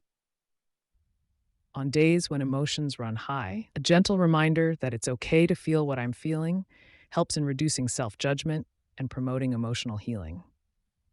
Remember, managing emotions is an ongoing process, and it's perfectly fine to seek support from friends, family, or professionals when needed. Empathizing with others effectively begins with recognizing the inherent value of each individual's emotions. Often, when someone shares their feelings, it's easy to fall into the trap of either dismissing their experience or relating it to our own. Instead, true empathy requires us to step outside our own shoes and genuinely attempt to understand their perspective. I remember a time when a colleague was visibly distressed over a project setback. Initially, my reaction was to reassure them by sharing a similar experience of mine. However, I quickly realized that this wasn't helping. What they needed was for me to fully grasp their unique frustration and disappointment. By asking questions and expressing my sincere interest in their feelings, I was able to offer real support. Are crucial components of empathetic communication. Active listening goes beyond just hearing words. It involves paying complete attention to the speaker and showing that you are engaged through nodding, maintaining eye contact, and offering thoughtful responses. In a personal anecdote, I once found myself in a heated discussion with a close friend. Our conversation only began to improve when I made a conscious effort to stop formulating my responses and instead focused entirely on what she was saying. Through that process, I realized how validating her emotions, even when I didn't fully understand them, made her feel heard and valued. By acknowledging her feelings without immediate judgment or solutions, we reached a deeper level of mutual understanding. Empathy is not just about understanding, it requires action. Offering support in tangible ways, whether through words of encouragement or small helpful gestures, solidifies the empathetic bond. The practice of empathy can transform relationships, fostering an environment of trust and openness. Remember, empathy is a skill that improves with practice. Next time someone shares their woes, offer a listening ear, acknowledge their feelings, and refrain from turning the conversation back to yourself too quickly. These simple yet profound actions can make a significant difference. Using emotional intelligence to build stronger connections. When we talk about relationships, whether personal or professional, we cannot overlook the significance of emotional intelligence. It's more than just understanding one's own emotions. It's about being attuned to the emotions of others. Imagine a friend who always seems to know when you're having a rough day, or a colleague who can diffuse tense meetings with ease. These people are leveraging their emotional intelligence to create genuine connections. By recognizing and responding appropriately to the emotions of those around us, we can foster deeper, more meaningful relationships. Take a moment to reflect on a time when someone made you feel truly understood and valued. Chances are that person was demonstrating high emotional intelligence. In my experience, practicing active listening, showing empathy, and being open to feedback have been instrumental in enhancing my relationships. It's not about having perfect interactions, but about creating a space where authentic communication can flourish. For instance, in my marriage, emotionally intelligent conversations have helped us navigate through misunderstandings and grow closer. Now, think about applying these principles in a variety of contexts, both personal and professional. In the workplace, emotional intelligence can drastically improve teamwork, leadership, and conflict resolution. Picture a manager who recognizes not just the performance metrics of their team, but also the emotional well-being of each member. Such a manager can address potential issues before they escalate, promoting a healthy and productive work environment. On a personal level, emotional intelligence helps in nurturing friendships, parenting, and even everyday interactions, like chatting with a neighbor or resolving a dispute in a community council meeting. One practical tip to enhance emotional intelligence is to start by improving your self-awareness. Regularly check in with your emotions and understand what triggers them. As you become more aware of your emotional state, you'll find it easier to relate to others and respond thoughtfully rather than react impulsively. This foundational step can lead to significant improvements in your relationships, making each connection you build richer and more resilient. Chapter 11. Improving intuition and perception. Cultivating your intuition starts with recognizing that intuition is not just a whimsical feeling, but a powerful tool rooted in your life experiences, knowledge, and subconscious mind. I remember the first time I truly trusted my gut, standing at a career crossroads, unsure of which path to take. Despite all logical reasoning pointing one way, there was a persistent, quiet nudge in the other direction. I chose to listen to that nudge, and it led me to a thriving and fulfilling career. This experience taught me that intuition often combines subtle observations and patterns we've registered unconsciously, providing us with insights that might escape our conscious mind. To enhance your intuition, engage in regular self-reflection and foster self-awareness. Start by setting aside quiet time each day to reflect on your thoughts, feelings, and body sensations. I like to keep a journal where I jot down intuitive feelings or hunches and revisit them later to see if they were accurate. This practice has sharpened my ability to distinguish between genuine intuition and fleeting emotions. Also, mindfulness and meditation are fantastic tools to clear mental clutter, helping you tune in to your inner voice more clearly. Sharpening your perception skills is an art and a science that can greatly enhance how we interact with others and understand the world around us. Start by paying close attention to the little things, people's body language, tone of voice, and facial expressions. These nonverbal cues often speak louder than words. For example, when someone says they're fine, but their shoulders are slumped and they're avoiding eye contact, their body might be telling a different story. This contrast between spoken words and physical expressions provides deeper insights into their true feelings. I remember a time when I misinterpreted a colleague's terse email as anger towards me. Instead of jumping to conclusions, I decided to have a face-to-face conversation. By observing his relaxed posture and gentle tone, I realized he was simply busy and had no ill feelings. This experience taught me the importance of considering nonverbal hints to avoid misunderstandings. Practice makes perfect. Try to intentionally engage with people and focus on their gestures and expressions.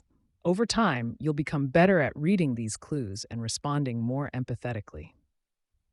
Transitioning to the next aspect, becoming mindful of personal biases and assumptions is crucial for accurate perception. Our brains naturally categorize information, leading to preconceived notions that can cloud our judgment. For instance, you might assume someone dressed in casual attire is less professional when their attire has no bearing on their competence. Acknowledging these biases allows us to consciously set them aside, giving us a clearer, more objective view. A practical way to combat bias is to question your initial reactions. If you feel a certain way about someone or something, ask yourself why. Are these feelings based on facts or stereotypes? Keeping a journal of your thoughts can help identify recurring patterns and biases. For example, I once realized I was consistently underestimating people who spoke with accents. By recognizing this, I trained myself to focus on their ideas instead of their speech. This shift not only improved my perceptions, but also enriched my interactions. Remember, sharpening perception skills is a continuous journey. A simple yet effective tip is to practice active listening.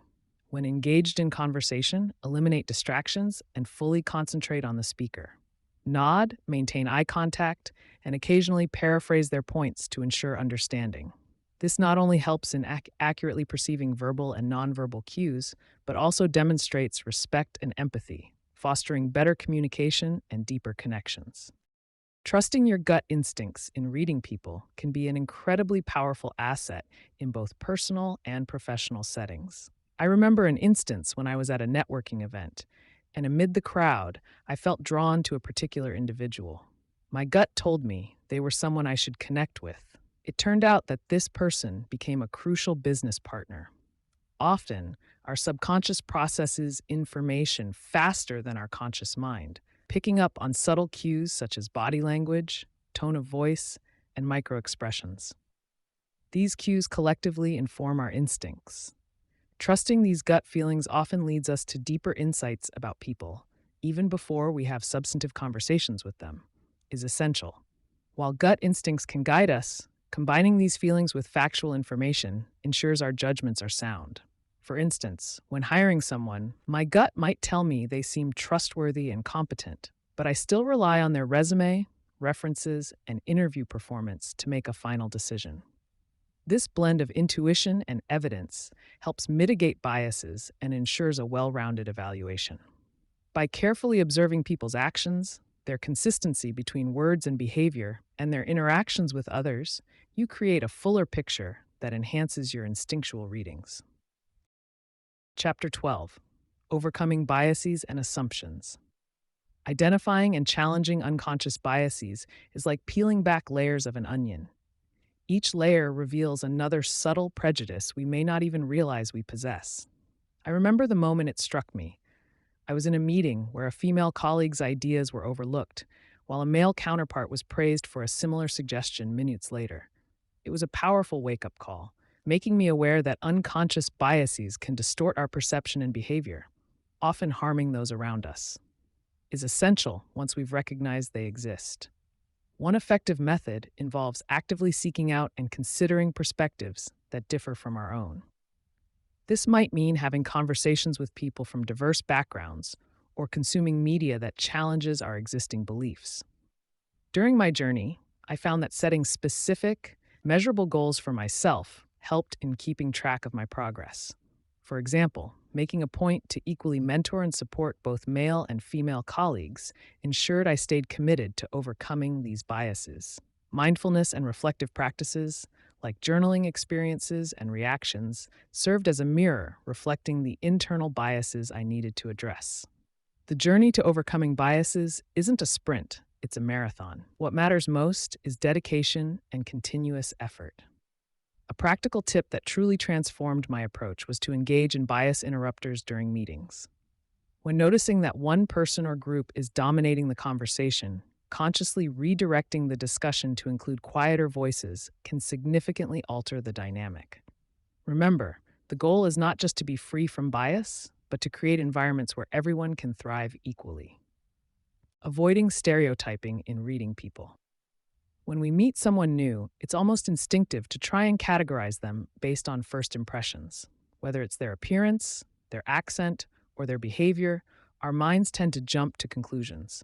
However, these swift judgments often rely on stereotypes, which can be incredibly limiting and harm our ability to understand people accurately. I recall meeting a colleague who had a very stern demeanor. Instantly, I assumed they were unapproachable and rigid. But over time, I discovered that beneath that exterior was a warm and understanding individual. This experience taught me that relying on stereotypes can lead not only to misunderstandings, but also missed opportunities for genuine connections. Stereotyping can reduce rich, multidimensional human beings to mere caricatures, stripping away their individuality and humanity. It creates barriers where none should exist, perpetuating ignorance and fostering prejudices. One significant issue with stereotyping is that it often leads us to overgeneralize and miss the unique nuances of each person. For instance, we might assume that someone from a particular cultural background holds certain beliefs or acts in specific ways. This not only disrespects their individuality, but can also lead to false assumptions and biases. One effective way to combat this is through conscious practice of empathy and open-mindedness. When we take the time to engage with people without preconceptions, we allow ourselves the freedom to learn and grow from each interaction. It can be as simple as asking open-ended questions and genuinely listening to the answers with curiosity and respect. To foster fair and unbiased assessments, one must first acknowledge the role of personal biases and work actively to counter them. I've found that one practical method is to implement a mental checkpoint. When meeting someone new, actively remind yourself to set aside presumptions. Consider characteristics and behaviors on an individual basis instead of lumping them into generalized categories. Additionally, consider educating yourself about various cultures, lifestyles, and experiences different from your own. Knowledge tends to dismantle the walls of prejudice and opens doors to understanding. Another approach is to seek out diverse perspectives actively. Surround yourself with a variety of voices and experiences. This exposure broadens your understanding and reduces the likelihood of defaulting to stereotypes. In professional settings, promoting an environment of inclusion where everyone feels valued and heard encourages honest and open communications, free from the constraints of stereotyping. Encouraging feedback and staying receptive to it also helps in recognizing personal biases one might not be aware of. Ultimately, it's about commitment to continuous learning and personal development. A practical tip to end on: whenever you catch yourself making a snap judgment based on stereotypes, pause and take a moment to reflect. Ask yourself, what evidence do I have to support this belief? And is there a possibility I'm oversimplifying? This practice helps you slow down and approach people with the fairness and respect they deserve, paving the way for more meaningful and accurate understanding. Cultivating open-mindedness and inclusivity. It's fascinating how open-mindedness can transform our interactions and broaden our understanding of the people around us. When we approach others with a mindset that's open and flexible, we allow ourselves to see beyond our preconceptions. Recently, I had a conversation with a colleague who had vastly different views on a topic I felt strongly about. Instead of immediately defending my stance, I paused and listened. This genuine interest in his perspective not only enriched my understanding, but also helped me to see the nuances and complexities of the issue that I had previously overlooked. Embracing open-mindedness often means setting aside our judgments and biases, no matter how deeply ingrained they are. It's about valuing diverse perspectives, knowing that every person has unique experiences that shape their worldview.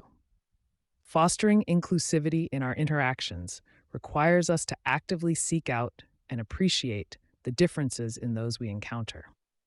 I remember attending a workshop where the speaker encouraged us to spend time with someone from a different background. I reached out to an acquaintance from a culture unfamiliar to me, and as we shared stories over coffee, I realized how much we had in common despite our apparent differences. This experience underscored the power of inclusivity. When we make the effort to understand and respect others, we build bridges that connect us on a deeper level.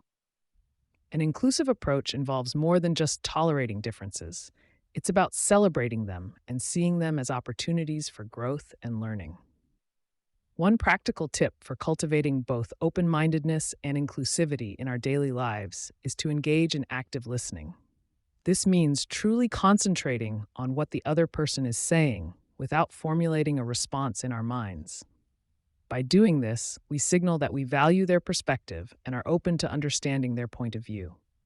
Over time, this practice can significantly enhance our ability to connect with others, making our interactions more meaningful and enriching. Chapter 13: The Ethics of Reading People, Respecting Privacy and Consent. Understanding the importance of consent and privacy when reading people is crucial. Imagine being at a social gathering where someone suddenly starts analyzing your behavior without your permission. It's not just uncomfortable, it can feel invasive. Consent ensures that the person whose behavior you're interpreting feels respected and safe. Just as you wouldn't walk into someone's home without ringing the doorbell, you shouldn't delve into someone's thoughts and feelings without their permission. This principle isn't just about being polite. It's about acknowledging that every person has boundaries that deserve respect. Privacy ties into this powerfully. Everyone has a private inner world, and it's a precious space that needs safeguarding. Intruding into someone's personal space, even with good intentions, can cause unnecessary stress and discomfort. Think of it like reading someone's diary without their knowledge. It's a breach of trust. By valuing privacy, we also build trust and foster healthier relationships. It's about being aware of the impact our actions can have on others and choosing to act in ways that are considerate and kind. When it comes to setting ethical boundaries in using people reading skills, it's essential to be conscious of how and when you apply your knowledge. One of the first steps is self-awareness. Recognizing your ability to read people is a power that should be wielded responsibly. You wouldn't want someone to exploit your vulnerabilities, so applying the golden rule, treat others as you would like to be treated, becomes incredibly relevant. Establish a personal code of ethics that includes obtaining consent, maintaining confidentiality, and using your skills to help rather than manipulate others. Personal anecdotes come to mind. like the time I mistakenly shared an observation at a family gathering, thinking I was being helpful, only to see my relative become visibly uncomfortable. That moment taught me the invaluable lesson of discerning when to speak and when to simply listen.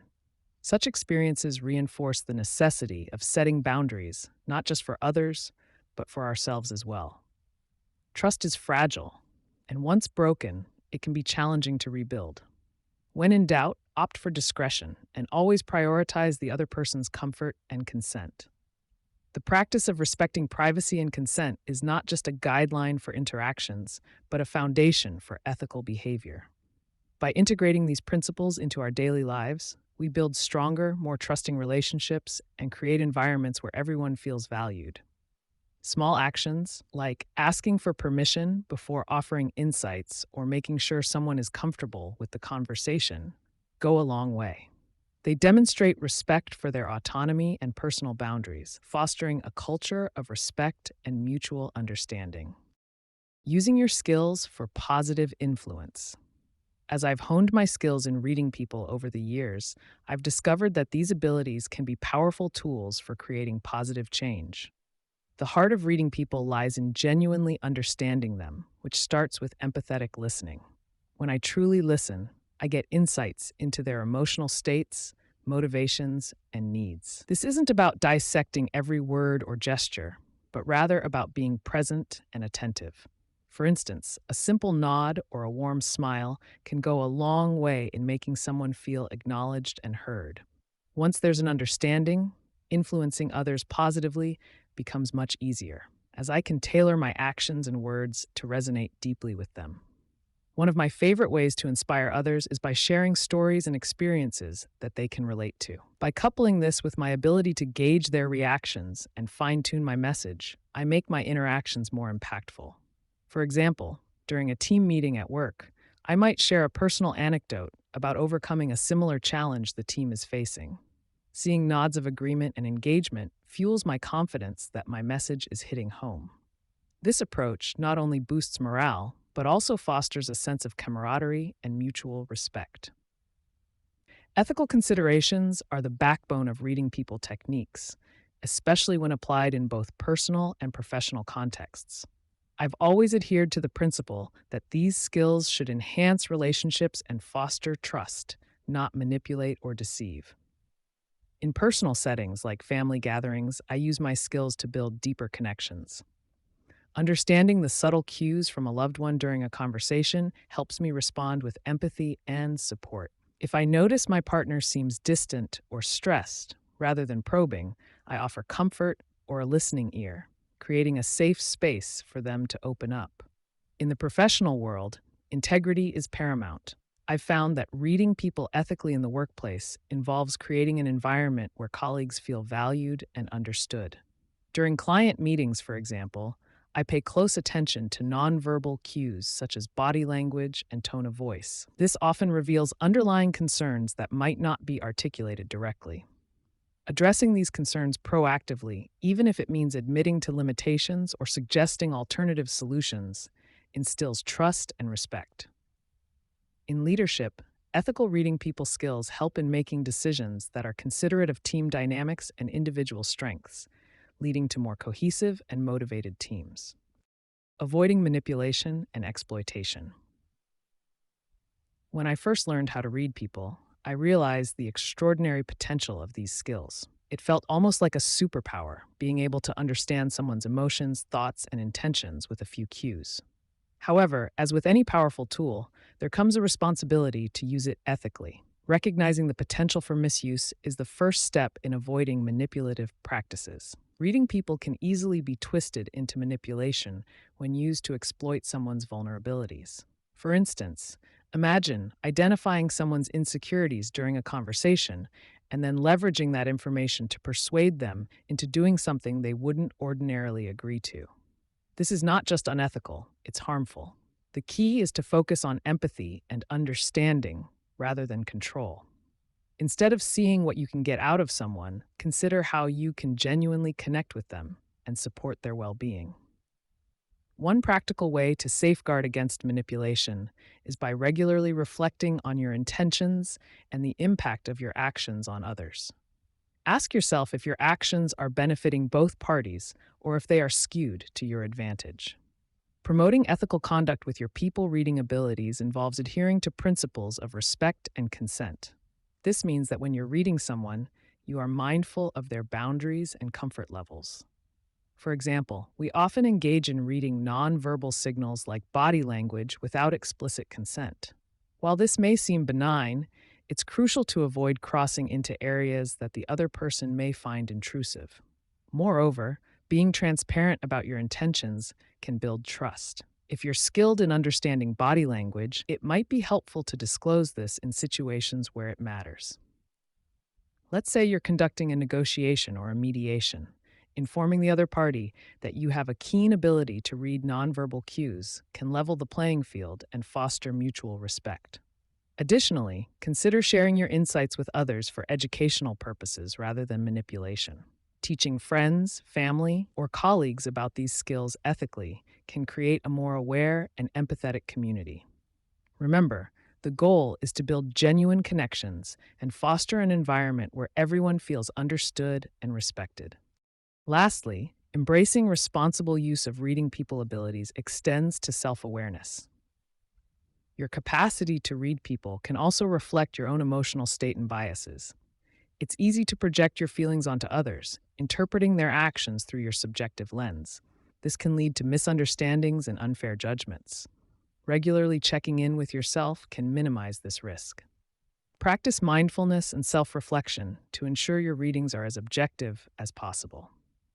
Another practical tip is to diversify your sources of information. Don't rely solely on body language or verbal cues. Consider the context and seek external viewpoints if necessary. This comprehensive approach ensures that your people reading ability is grounded in reality and mutual respect. By focusing on creating positive, honest, and equitable interactions, you not only avoid manipulation, but also enrich your relationships and personal growth. Chapter 14: Practical Applications in Everyday Life. Applying reading people skills in personal interactions. One of the most impactful ways I've found to navigate personal relationships effectively is through the skill of reading people. When I talk about reading people, I mean observing their behavior, body language, and even the subtleties in their tone of voice. It's like tuning into an additional channel that broadcasts more than just words. Over the years, I've discovered that people rarely communicate their true feelings directly. Picking up on those quieter cues can bridge gaps and build stronger connections. For example, sensing a friend's discomfort even when they say they're fine gives you the opportunity to offer empathy and support without them having to spell it out. This not only shows you care, but also fosters trust and deeper bonds. Developing this skill can also help you avoid conflicts and misunderstandings. Suppose you notice your partner becoming increasingly quiet during a conversation. Rather than interpreting it as disinterest, asking them gently if something is bothering them opens the floor for honest dialogue. And not every interaction is about solving problems. Sometimes it's about enhancing joy. Spotting genuine enthusiasm in your child's eyes when they talk about a new hobby can encourage you to support their interest more actively. In my experience, these little moments of attentiveness add up to a richer and more fulfilling personal life. Understanding others' needs and perspectives is the cornerstone of effective communication. I've found that the more you can grasp what someone else truly values and prioritizes, the better you can engage with them. This requires a mix of observation and active listening. Take a moment to consider the last conversation you had that ended with both parties feeling misunderstood. Often, this happens because each person is too focused on conveying their own point of view rather than listening to the other. Active listening involves more than just hearing words. It means showing genuine interest and reflecting back what you've heard to ensure clarity. Empathy plays a crucial role here. Putting yourself in someone else's shoes isn't just a saying, it's a practice. When a friend tells you about a difficult day, acknowledging their feelings can make them feel heard and valued. Saying, "It sounds like you had a really tough day," can validate their experience and open up a more meaningful dialogue. Moreover, understanding the context behind someone's actions can prevent unnecessary friction. For instance, if a colleague seems curt, considering they might be under pressure, rather than jumping to the conclusion that they're rude, changes the dynamic of your interaction. And this habit of considering multiple perspectives helps in moments of disagreement, transforming potential arguments into opportunities for collaborative problem solving. In the realm of personal interactions, fine-tuning your ability to read people and understand their perspectives doesn't just enhance communication, it enriches your relationships and can turn everyday exchanges into moments of connection and empathy. It's a skill that, with practice, pays off in countless, often surprising ways. The next time you engage with someone, take a moment to observe, listen, and empathize. You'll be amazed at how these simple steps can transform your personal interactions. Utilizing your knowledge in professional settings. Every time I step into a meeting, I make it a point to observe the body language and facial expressions of my colleagues. By tuning into these subtle cues, I gain invaluable insights into what they may be thinking or feeling. For instance, crossed arms might signal discomfort, while leaning forward typically indicates interest. Simple observations like these allow me to tailor my communication approach to better align with their emotional states. I've found that addressing someone's unspoken concerns or acknowledging their enthusiasm can significantly improve our interactions.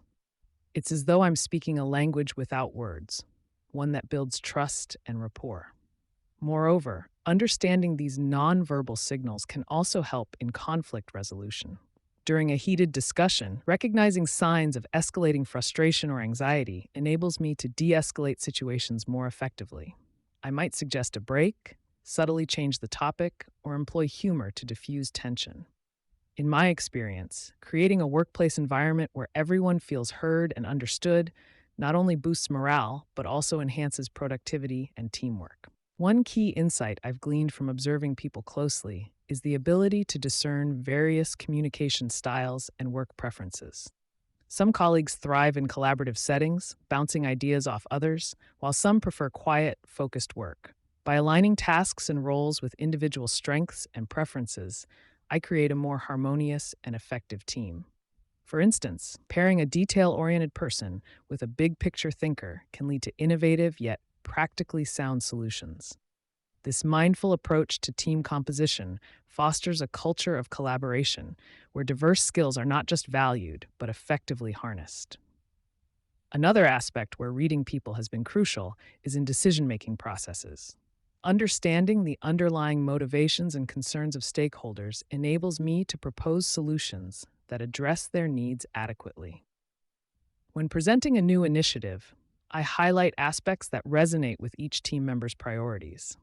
Perhaps a manager values efficiency, while another team member seeks personal growth opportunities.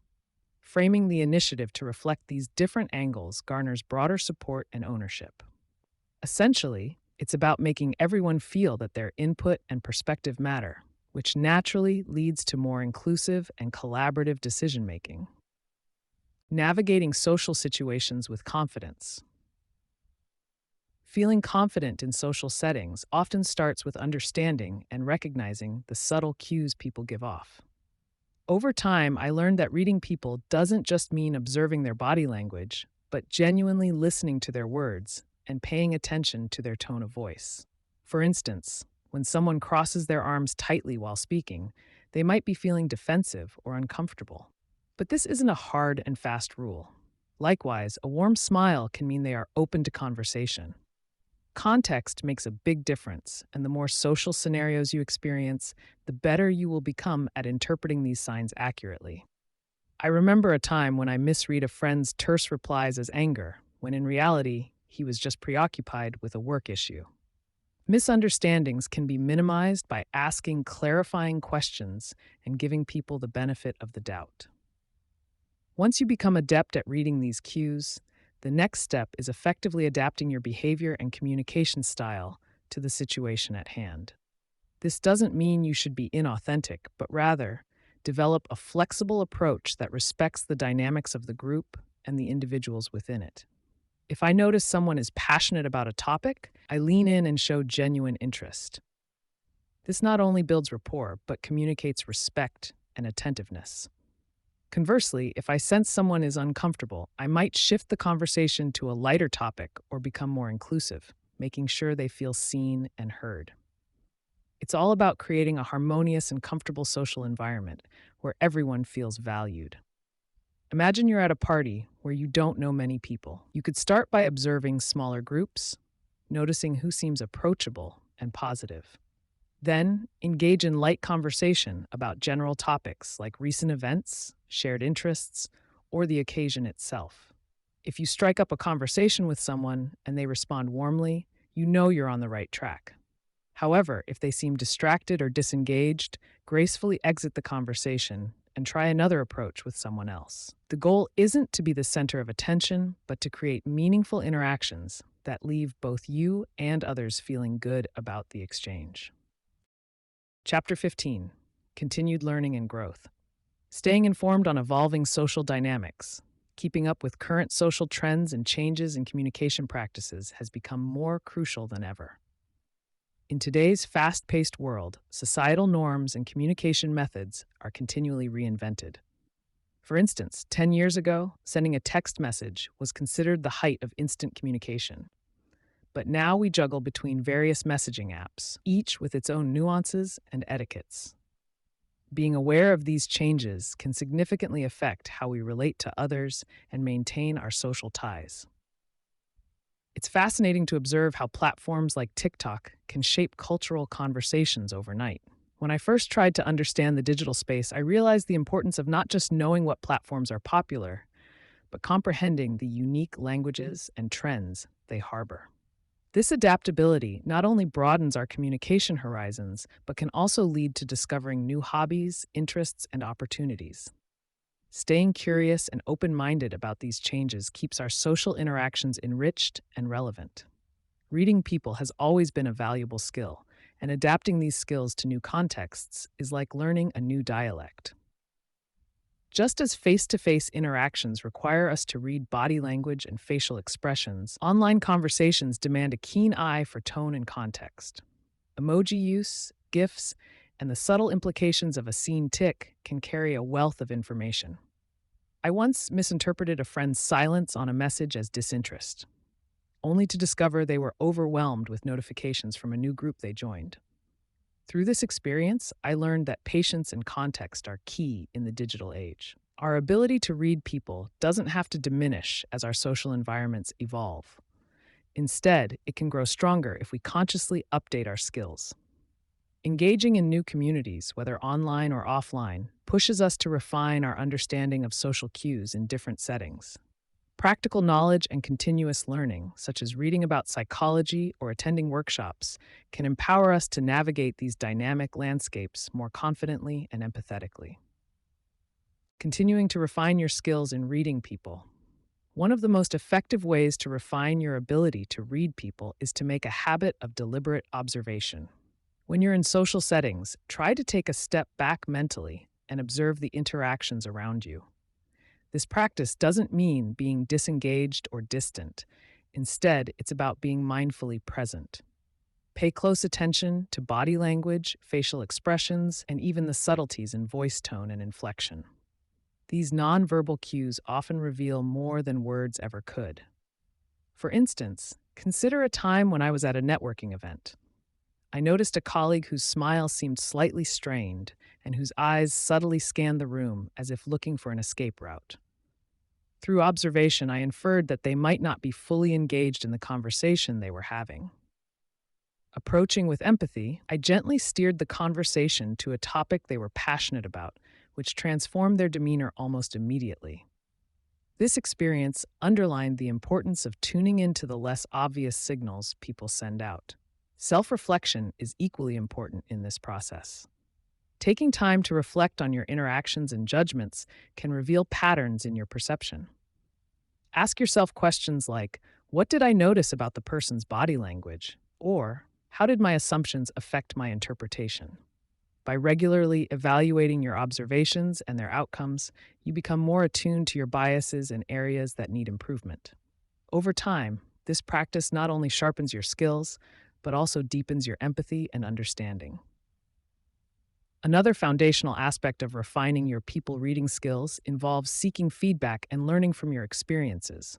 Engaging in conversations about your observations can provide invaluable insights. It can be as simple as discussing your thoughts with a trusted friend or mentor.